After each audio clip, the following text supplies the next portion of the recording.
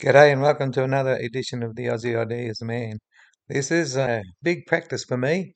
The victim I'm choosing to practice on is Hillbilly Bill from Free Power. I won't be showing too much of his video because I've noticed every one of his videos, it has something pretty insignificant at the start and then just turns into the same thing all the time about ordering and investing, even though he's not an investment advisor. But it's just that same half, the back half of his video is the same. I don't know how his own subscribers and viewers can stand it because there's a little bit at the start that might be unique, but it then morphs into much of the same that he always says. And he's hard to take. Just the way he talks is hard to take for me. So I won't be showing anything past the first half of his video. And I'll be doing my usual, what do they call it? Troll work. I wear APTERA Troll, like a badge of honour. In any case, I am practicing what I have been advised is a better way to make videos, something a little quicker. And just to show this kind person who gave me this advice that I'm learning a bit, I've got a green border, APTERA colour, around it. I'm recording in OBS Studio straight from the Free Power video, the best interview by Chris Anthony on CNN. I hope that's up in the top corner. And I've got even the ability to pop his name up. Look at this. There it is. I think I can't see it myself, but when the video comes out, I'm sure it'll be there. There, should be gone. And then here it is, back again, gone again. That's the guy, whoever he is. Kristen Beenan or something like that. In any case, I'm giving this a shot. And I'm very grateful for any help in learning because that's what I've got to do. I'm a bit slow when it comes to learning technology. I guess it comes from being 70 years old. So let's get into what I'm here to do, and that is to troll. Knock your socks off. This is one of the well, you know what? Let's do this. Let's get into this baby right now cuz you are going to be excited for this one. I'll stop and pause and say that I will be skipping bits and pieces even in the front half of his video. He doesn't have that much to say.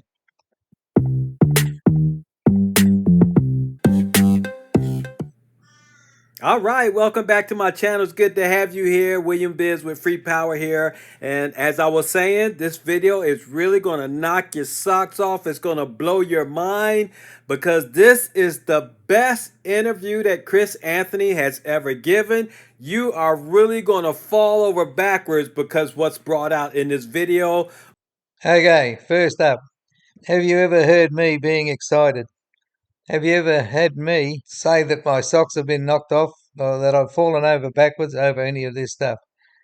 Not at all. So I think Hillbilly Bill's stretching it a bit to think that at least I would react in that way. I'm pretty blasé about the whole thing. CNN. This is a new interview that was done with Chris Anthony, and let's just get into this. I mean, it's kind of long, but what I'm gonna do is I'm gonna break it up in several videos. After I show you the whole thing, I'm gonna do separate videos about this and other videos. But anyway, let's. Well, I'm looking forward to seeing what else he can say about it. As far as I'm concerned, Chris Anthony is a snake oil salesman and he rehearses and rehearses and rehearses over the years the same things that he sells to people, and none of it is ever proven. This is the way he works. He just tells things that are rehearsed. Now, I have seen this video and it is not his best interview. It's just much of a muchness, more of the same. There's nothing great about it. So that's what I'll be looking for. Check this video out and tell me that this isn't one of the best interviews that Chris Anthony has done. I'll tell you now, it isn't one of the best. It's par for the course. Coming up after the break, for decades we've been hearing that mass-produced solar-powered cars are just around the corner. Well, now APTERA says it's nearing that goal. Our conversation. APTERA has been saying it's nearing that goal incessantly for years. Next. Welcome back to First Move. It's a fast and furious first move as we chase the progress of the solar electric startup APTERA. APTERA has been wowing investors speeding around a racetrack in Abu Dhabi. 60 miles per hour is not speeding around that racetrack. Expansion, and it's entering a new financial phase too, with funding from US Capital Global to drive production, with the first deliveries now slated for next year. APTERA's rechargeable battery will last up to 1,000 miles, and the company says it can do an extra 40 miles a day from the solar panels on the body. Chris Anthony is the company's co-founder and co-CEO, and he's joining us now from Southern California. Chris, welcome back to the show. Now, we have to remind... You're welcome. Remind our viewers, because I remember when you were last on and we were talking about this, you called this brutal execution on first principles engineering. Explain to us what that means. We went back to the root science to design the most efficient vehicle platform ever. So we use a 20th of the energy of a combustion vehicle and a quarter of the energy of today's electric vehicles, and we put it all in a very sexy package like what's behind me, and put some solar panels on top, and you get some very useful range with about 40 miles a day of free power directly from the nuclear generator in the sky. But it also is... Was there anything there that explained brutal execution? Not at all. It was his rehearsed palavering that he has always used. Is an EV car, so people understand. So if you live in a less sunny environment, then you can charge this, and on what you're hoping to be some of the most expensive options on this car, the range is enormous. Yeah, 1,000-mile range with the longest range battery pack. At its heart, it is an electric vehicle, but it has a solar panel package on top that basically trickle charges your batteries as you go. So 40 miles a day of free driving in Southern California, that equals about 11,000 miles a year of free power. You don't have to pay anybody for it. You don't have to stop at a gas pump. You don't have to plug in. It just comes directly from the sun. But if you want to go on a long trip to see grandma, you can stop at a Tesla supercharger station and supercharge and be on your way, and get several hundred miles of range in just minutes at those superchargers. What in that was something new and exciting that you could hear? It was all said 100 times before, and in fact, many times he has mentioned going to see grandma. Charging stations. And part of this as well is the weight. I remember that as well. It is incredibly light relative to other EV vehicles. I think it was around 60 or 65% lighter than the average EV vehicle. Is that correct? Because that allows you to get some serious speed as well. Yeah, our base vehicle weighs about 2,000 pounds, but goes 0 to 60 miles an hour in about 4 seconds. So it's super nimble, super quick, great around the racetrack. I'll just pick up on something here. He said his base vehicle. His base vehicle has 2 motors. It's only the slightly more expensive vehicle, which is not base, that has 3 motors that does that time, 4 seconds. The other one is nearly 2 seconds slower. The base vehicle is nearly 2 seconds slower than what he's saying. So this snake oil salesman, even with all his practicing, is still lying. Correct. So let's talk about cost. The base vehicle is about $26,000. If you add all the features and the longest range battery pack, it brings you up to about $44,000. And then the base cost was around $26K, I think, wasn't it, in dollars? $26,000. The maximum range is about 1,000 miles and bumps it up to about $44,000. But when you take into account the energy savings and not having to stop at the gas pump, the average family in America is spending about $5,000 a year on gasoline now. So if you could put a big dent in that budget, you'd be saving money and doing good for the environment and having an amazingly capable vehicle to drive around your town. He's already used amazing now. That's his favorite word as far as I'm concerned, amazing. But anyway, let's just talk about his accuracy in his best video interview yet. He's just twice quoted about $44,000 for the top-of-the-line model. And I believe Steve Fambro mentioned something upward of $46,000, might have even been more than $48,000 a couple of months ago in one of those other forums. I'm not privy to all the other forums. I only look at YouTube. But I can bet my bottom dollar that one of those other forums, the one that they make comments incessantly on a daily basis, Steve Fambro had put a much higher price than about $44,000 on. So once again, the lies are coming out. What made you really interesting to me last time, beyond the technology though, was how you were financing. We know this is a cash burn business.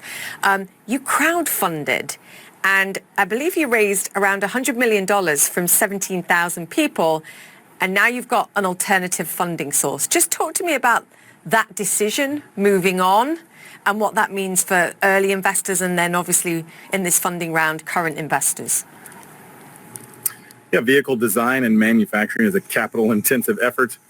We've been humbled by having 17,000 investors contribute over $100 million to the effort so far, and one of the most successful crowdfunding efforts in history. But now that we're tooling up and getting ready for production, we need bigger equipment, and it costs a lot more money. So we had to find some more institutional partners, and U.S. capital is engaged to do just that, get us to production here in the next 9 months. So how many cars do you think you're going to be able to produce and have on the market? Sort of 2025 is what you're targeting. Can you give us a sense? Yeah, this production facility here in Southern California is about 80,000 square feet, and we can produce about 20,000 vehicles a year out of this one facility. We hope to master the process here and then copy it and paste it in many other locations: Northern California, Texas, Virginia, Georgia, the Netherlands, Germany, Australia, and be producing around 150,000 vehicles a year by 2034. Can we talk about what's happening in the... This is still stuff that we've heard many, many times before. The reporter has asked for some of the ramifications of what getting this US capital involved will bring. And I can think just from comments over the last week that some of these ramifications are that US capital will probably set a different price per share. That should have been at least one ramification that he mentioned, but he doesn't. He just has his rehearsed spiel and won't give important information. If US capital change the price to, say, $1 a share, what will that do to everybody that's been paying $10.50 in the past? There's a lot that could be said, and I've just provided one example, but all he can do is what he's rehearsed, standing for hours in front of a mirror, rehearsing the snake oil. UAE as well, in the Union or the Etihad edition, because I saw that it features gold exterior colorway, and you're going to be producing these in 2026. Talk to me about how this deal came about and who are the potential buyers. Well, there's no better region for solar mobility than a region with lots and lots of sun, and that's what the UAE does. They're very excited to get something going with APTERA and bring our advanced technologies to the region. And they have great manufacturing prowess in many areas, in glass and aluminum, and they're really building an amazing manufacturing base there. So we're excited to do work there too. I also remember... I think I recall the reporter asking, who are the potential buyers? Does anybody know what his answer was? I certainly don't. I remember you talking about going public, taking the company public, because we were talking about you keeping your money in there, even as you were getting more money from the crowdfunding sources that were at that time stacking up. So have you still left all of your money in, even with this additional sort of private sector funding that you've managed to achieve? And are you still thinking in terms of sort of ramping up production and then potentially taking the company private, or is that perhaps been postponed? Yeah, we've always looked at taking the company public. We have 17,000 investors and just an amazing story that has great public appeal that makes for a great IPO process. So we've been getting the company ready. We're a regular filer with the SEC, working on Sarbanes-Oxley compliance and just getting ready for the process as we enter production to also be a publicly available company. I can't believe I didn't ask you before now. Can I ask how much money they gave you? The U.S. capital deal? Yeah. Yeah, we're working on about a $60 million funding plan for production. It could be a little less, could be a little more. We're looking at other equipment financing and debt financing too. So there'll be a lot of pieces of the puzzle that actually get us to production and beyond. But U.S. capital is amazingly capable, and they're a global firm, and we look to do some pretty great things with them. Okay, so Now that question was very direct. How much money have they given him? And he never gave an answer. He answers like a politician. He just, once again, rattles off the rehearsed spiel, the snake oil, and gives no answer. The amount of money that they have given them is zero at the moment, and that's what he should have said. Now, how Hillbilly Bill can say that this is his best interview yet, I don't know, because so far he's not answering, just like he ever does. So he's never got a good interview. This guy does not give good interviews. He's a smooth talker. He's a silver tongue. But when you analyse the interview, good interviewers answer questions directly and succinctly, and he does neither. He doesn't answer questions. He just reverts to his memory bank of the last time he stood in front of the mirror and rehearsed his snake oil. Elon Musk famously said that he didn't think that solar-powered cars would ever really be a possibility. I think it was on Joe Rogan's podcast that he mentioned this. Have you spoken to or heard from Elon about what you're doing? We think he's doing amazing stuff in the electric vehicle industry, and we're blessed by a lot of Tesla's technology trickling down, so we're grateful. But he's right. Cars of today cannot really be solar powered. It's just not useful. You have to have a vehicle that's designed for efficiency to really make solar power useful. And we designed a vehicle that's lightweight and uses a quarter of the energy per mile as the average EV. So when we put solar on top, you can get really useful range. The average driver in North America can drive 31 miles a day. We can provide all that driving with just the solar panels on top of this vehicle, and really makes it for a compelling solution. Have you heard from him? Has he said anything to you?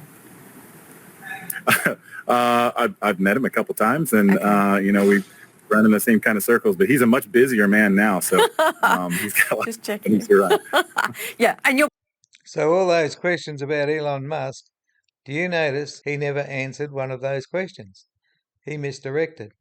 The point is made as well that you need the combination of the EV and the solar, but for short distances and runarounds, then you could arguably use this vehicle, if successful, just on the solar itself, which is pretty groundbreaking. Chris, can't wait to see them being produced and up and running, and to do a test drive at some point, she says, please. Welcome to San Diego anytime. Awesome. Yeah. Chris Anthony there, co-founder and co-CEO of APTERA Motors. So thank you. We'll speak to you soon. All right, awesome. So what did I tell you? Did I not tell you this was one of the best interviews Chris Anthony ever given? And he is... And I tell you, you haven't got the sense to know what a good interview is. You're a thickhead.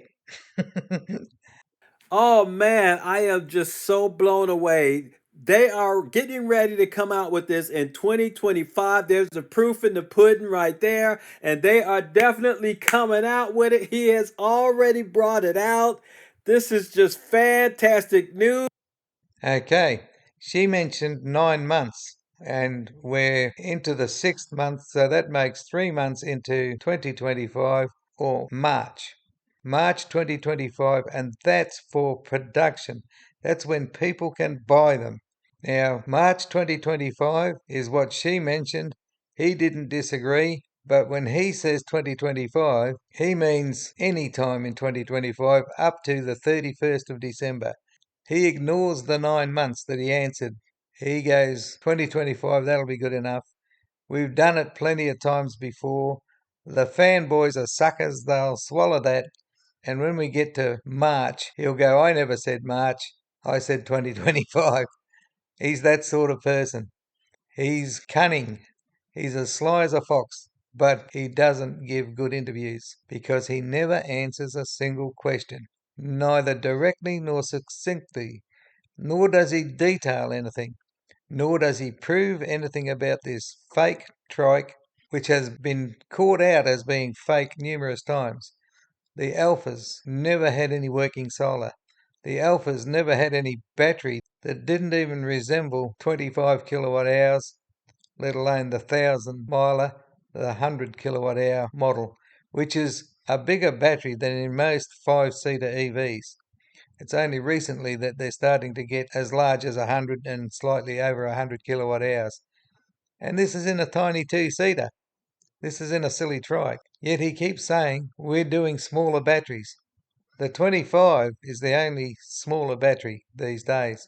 The 40 kilowatt hour might be classed as smaller, but take into consideration just about every small Chinese EV has less than 40 kilowatt hour batteries in them as well. When he makes comparisons, he expects nobody to think about what's around. He's the sort of person that believes that if he tells you something, you are obliged to believe him regardless of facts. All my Apterian friends out there, I know you're loving this. And for all you haters out there, oh my goodness, what can I say? It's already there. You can say there are no haters out there. We who are trolls and we who question things about APTERA have no hate. We are not haters. And what have you got for us? If this is what you've got, this snake oil interview, then you have nothing. We're not haters. We're skeptics. Get out a dictionary and have a look at whether skeptics are haters or not. If you can find in a dictionary that a skeptic must be a hater, then go ahead and keep calling people haters. Essentially, what you're doing is lying. Unless you can find somebody who hates APTERA, you're lying. I have no hate for APTERA. I think it's a circus.